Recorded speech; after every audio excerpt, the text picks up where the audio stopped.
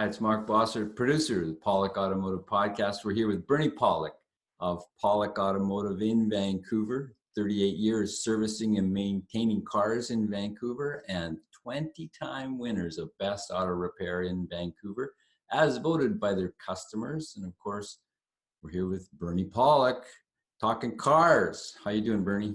Doing very well this morning.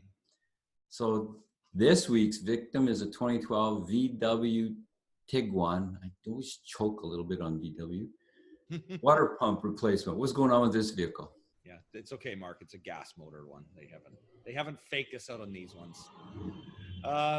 Yeah, so this vehicle came to our shop. It had a coolant leak coming from under the hood, obviously, and so we proceeded to do some diagnosis and testing to figure out what was going on. What did your testing and diagnosis find? Well, what we found was a coolant leak coming from the front of the engine, kind of buried under the intake manifold. We'll look at some pictures in a little bit. You can see how complex, typically complex this thing is under the hood. But there was a leak coming from around the area of the water pump, and that's where we proceeded next. So what was your next step? Yeah, so next step was we verified the area of the leak. Couldn't see it exactly, but it was around the area of the water pump. So we got in and removed the water pump, and that's where we found the issue. What did you find? What did we find? Here's a picture. This is the surface where the water pump bolts up to the engine block, and the red arrow points to the area of failure here. If you look here, you can see there's a plastic channel.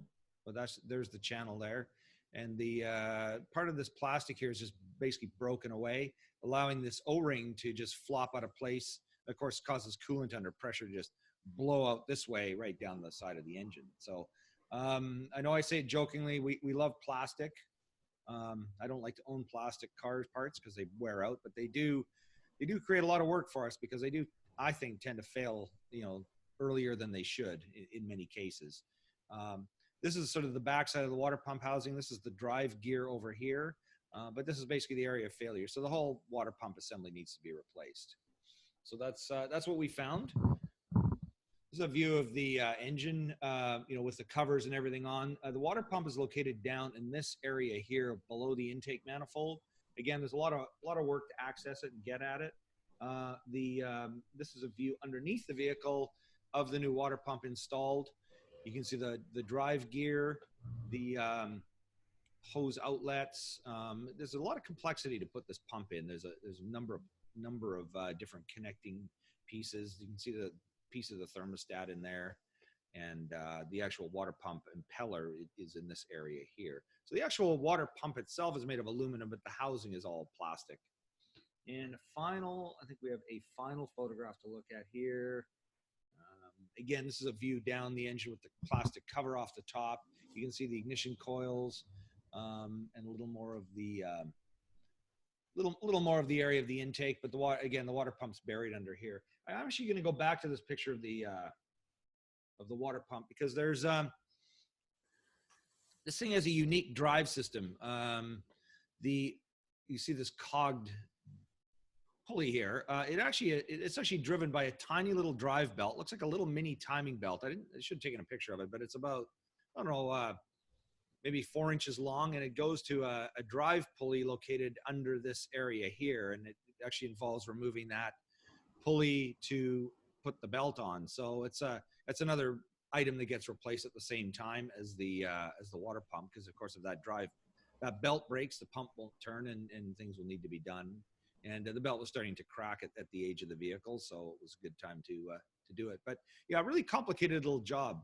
So why would they use such a complicated system just to fit it in the vehicle? Yeah, just to fit it in the vehicle. The plastic, again, let me just, I'm just going to go back to sharing that picture of all the plastic here. You can see that, there's a lot of plastic in this area. There's plastic down here. The top of the engine, the valve cover is all plastic. The intake manifold's plastic. You got covers here, ducting.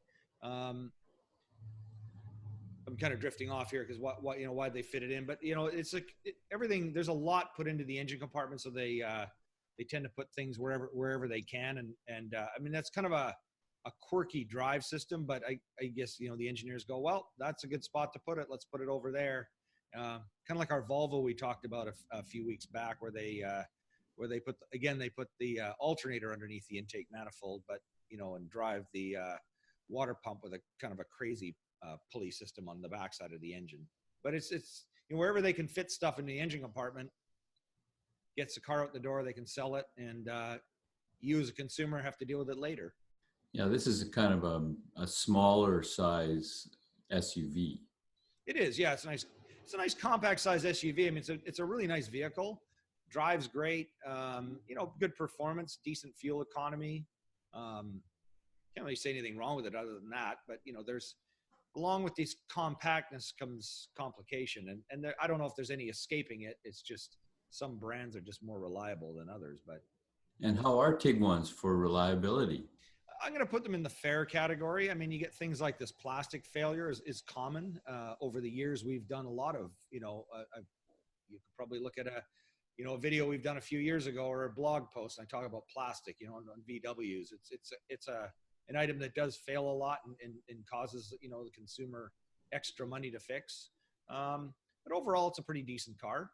I think my comparison is always, you'll spend a little more money fixing this than a Toyota. There'll be a few more things that go wrong, but other than that, it's a pretty decent vehicle. So there you go. If you're looking for service for your VW in Vancouver, BC, the guys that see are Pawlik Automotive. You can reach them at 604-327-7112 to book your appointment. If you're in Vancouver, call to book ahead. If you're elsewhere, check out our website, pawlikautomotive.com, or our YouTube channel, Pawlik Auto Repair. Hundreds of videos there. Or, of course, thank you for listening to the podcast. We appreciate it. And thank you, Bernie. Thank you, Mark. And thank you for watching and listening.